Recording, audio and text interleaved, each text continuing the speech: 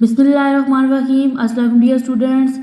आज के लेक्चर में हम लोग physics class 9 chapter number 6 work and energy का न्यूमेरिकल नंबर 9 को करेंगे। न्यूमेरिकल नंबर 9 है आपके पास calculate the power of a pump which can lift 200 kg of water through a height of 6 metre in 10 second. देखिए यहाँ पे सबसे पहले आपके पास एक मैस है, ठीक है। मैस कितना आपके पास 200 kg है, ठीक है।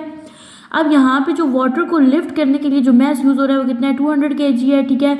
और अब इसमें हाइट कितनी यूज़ हो रही है, तो हाइट है आपके पास 6 मीटर, ठीक है। और टाइम कितना रिक्वायर्ड है, रिक्वायर्ड टाइम है आपके पास 10 सेकेंड्स। अब देखिए तो हम लोगों ने क्या किया, प्रॉब्लम की स्टेटमेंट से हम लोगों ने गिवन डेटा लिखा।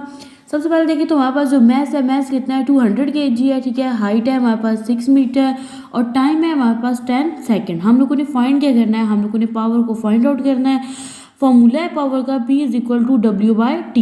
अब यहाँ पे देखिए तो जो आपका W है ना, W इक्वल होता है FD के, ठीक है। यानी कि एक आपके पास जो इक्वेशन है उसमें आपके पास जो W है ये FD के इक्वल होता है और एक में आपका जो W होता है ये mgh के इक्वल भी होता है, ठीक है। तो हम लोग ना अकॉर्डिंग टू गिवन डेटा इसमें ये वाली कंडीशन लगाएंगे mgh वाली, ठीक है। तो यहाँ पे मैं क्या करूँगी, W की जगह लिख दूंगी mgh, ठीक है। यहाँ पे आ जाएगा P is equal to mgh, ठीक है, डिवाइडेड बाय यहाँ पे आ जाएगा T। अब हम लोग क्या करेंगे, वैल्यूज़ को पुट करेंगे, ठीक है। यहाँ पे देखिए तो आपके पास क्या है, P है, सबसे पहले M है, मैस है आपका, मैस है आपके पास 200, ठीक है। G की वैल्यू होती है आपके पास 10, ठीक है। हाइट है आपके पास 6, ठीक है, डिवाइडेड बाय आपके पास जो टाइम है आपके पास 10 सेकेंड। यहाँ पे हम लोग इस 10 को इस 10 से क्या कर देंगे, कैंसिल आउट कर देंगे, ठीक है। अब यहाँ पे देखिए तो 200 को हम लोगों ने क्या करना है, 6 से मल्टीप्लाई करना है। मल्टीप्लाई करने से आपके पास आ जाएगा 1200।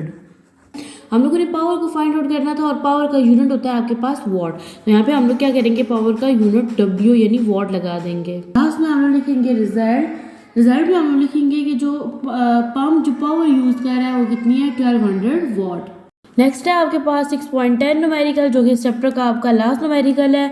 न्यूमेरिकल की स्टेटमेंट है आपके पास an electric motor of 1 HP, HP का मतलब होता है horse power, is use to run water pump.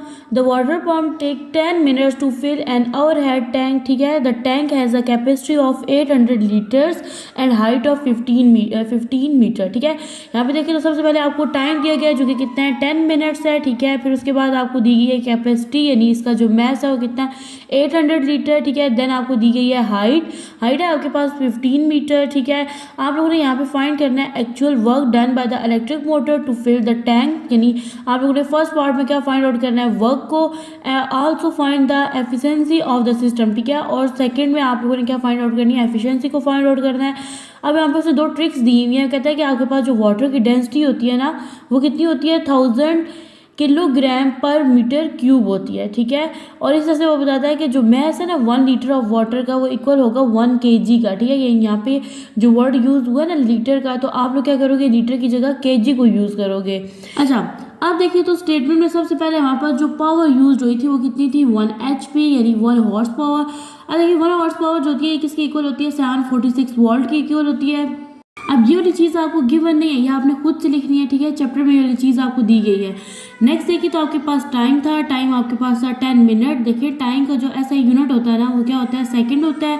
तो मैंने क्या किया, 10 मिनट को सेकंड में कन्वर्ट कर लिया, ठीक है। मैंने क्या किया, 10 को 60 से मल्टीप्लाई कर दिया। क्यों, क्योंकि 1 मिनट के अंदर कितने सेकेंड्स होते हैं, 60 होते हैं, ठीक है।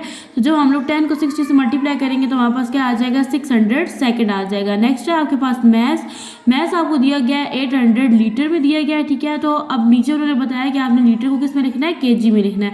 तो हम लोगों ने मैस को लिख दिया 800 kg में, ठीक है। नेक्स्ट है आपके पास हाइट है आपके पास 15 मीटर। आपने दो चीज़ों को फाइंड आउट करना है, सबसे पहले आप लोगों ने वर्क को फाइंड आउट करना है, देन आप लोगों ने एफिशिएंसी को। तो देखिए वर्क का फॉर्मूला होता है हमारे पास P is equal to W/T होता है, ठीक है।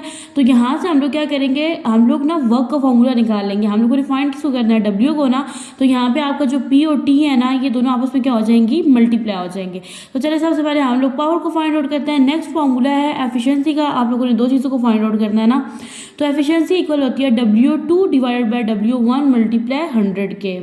अब देखिए तो यहाँ पे हम लिखेंगे कि to find power we have to find power. सबसे पहले हम लोग वर्क, सबसे पहले हम लोग क्या चीज़ फाइंड आउट करेंगे, वर्क को। तो मैं यहाँ पे लिखूंगी to find work we have, ठीक है। तो यहाँ पे हम लोग क्या करेंगे, देखिए हम लोगों ने यहाँ पे ना हमारे पास फॉर्मूला था कि हमारे पास जो पावर होती है वो किसकी इक्वल होती है, P is equal to W/T की इक्वल होती है, ठीक है।